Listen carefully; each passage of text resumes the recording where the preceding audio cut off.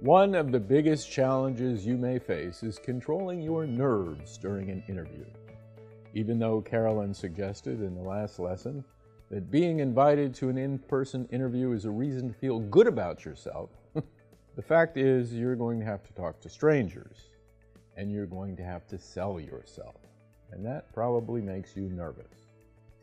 On top of that, much of the impact you create in an interview, as you've heard, is based on your appearance and confidence. The way you walk, the way you sit, the way you act, the way you speak, your eye contact, your facial expression. All of these influence your interviewer's opinion of you. And most research shows these factors play a more important role than what you actually say. So how do you go from the bundle of nerves on the left to the self-assured, confident interviewee on the right? There are the basics. Make sure you prepare, that you've done your research, dress the part, plan ahead, make sure you've left enough time to make it to your appointment without rushing. Another important tip, don't forget to breathe. The first thing to do when you get anxious is to breathe. Take deep breaths from the diaphragm. Slowly inhale to a count of 4. Fill your belly first and then your chest. Gently hold your breath, also to a count of 4. And slowly exhale to a count of 4. Repeat that several times. It's a powerful, very well-known anxiety-reducing technique. It helps the body go from a fight or flight response to a relaxed response. But there's another technique I'm going to share with you that will let you shake your nerves in just 2 minutes. According to Harvard research, this one step can decrease stress-related hormones in your body by 25% and boost your confidence by 20%. All you do is strike a pose like a superhero. Here's how it works. Simply plant your feet shoulder-width apart, put your hands on your hips. Push out your chest, tilt your head up a bit, as though you were looking out onto the horizon. Then hold that pose for just 2 minutes. Take this pose before an interview, and you will walk in feeling more confident, like Superman or Wonder Woman. The second pose that has a similar effect on your confidence is the victory pose. Plant your feet shoulder-width apart and extend your arms out towards the sky. Tilt your head back, gazing upwards. This will trick your body into feeling like you're a champion. You may have seen athletes display this same victory pose when they win a race. Even athletes who have been blind from birth will strike this pose.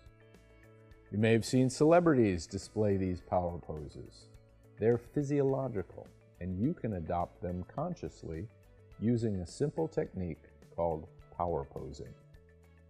Research by Amy Cuddy at Harvard and Dana Carney at Berkeley has demonstrated that this simple 2-minute body language trick can instantly boost your confidence, improve your interview performance, and most importantly, improve an interviewer's evaluation of you as a potential hire. This is so cool that I want to share with you their research results. Cuddy and Carney are social scientists. Social scientists have spent a lot of time looking at the effects of our body language, or other people's body language, on judgments. And they've learned that we make sweeping judgments based on body language. For example, what would your judgment be about these two people? I don't think anyone would call them confident or describe them as self-assured. What about these people waiting to be interviewed? Beyond the fact that their attire is hardly professional, do any of them strike you as potential top performers? If I were the hiring manager, I wouldn't waste my time with these three. I wouldn't even bother to ask about qualifications. So we know that our nonverbal behavior governs how other people think and feel about us. What about how we feel about ourselves? This is what the researchers wanted to know. Does our body language affect how we think and feel about ourselves?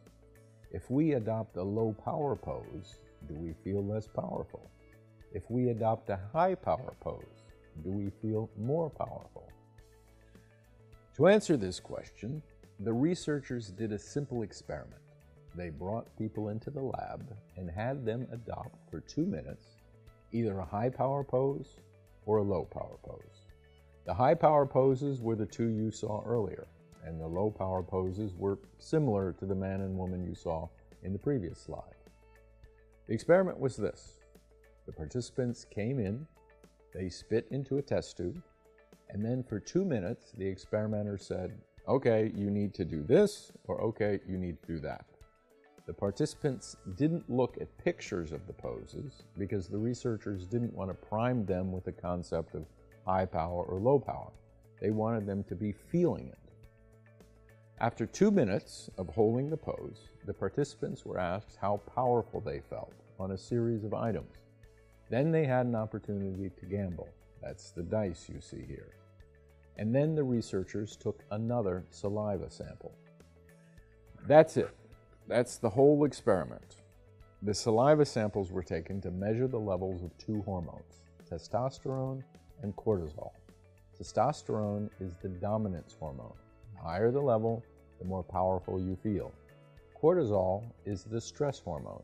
The lower the level, the less you react to stress. Here's what they found.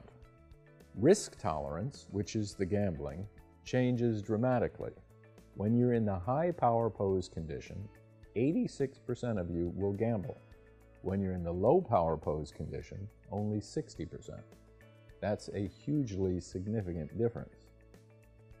Here's what happens to testosterone levels. From their baseline when they come in, high power people experience about a 20% increase, and low power people about a 10% decrease. You get these changes after 2 minutes. Here's what happens to cortisol levels. High power people experience about a 25% decrease, and low power people experience about a 15% increase. What this means is that 2 minutes can lead to significant hormonal changes. These changes configure your brain to be either assertive, confident, and comfortable, or really stressed out and easily discouraged, which leads to this dramatic result. Our nonverbals do govern how we think and feel about ourselves. It's not just others, it's also ourselves. Subsequent research has shown that this is not an effect limited to the lab. Now, it doesn't mean you should walk into an interview in a Superman pose.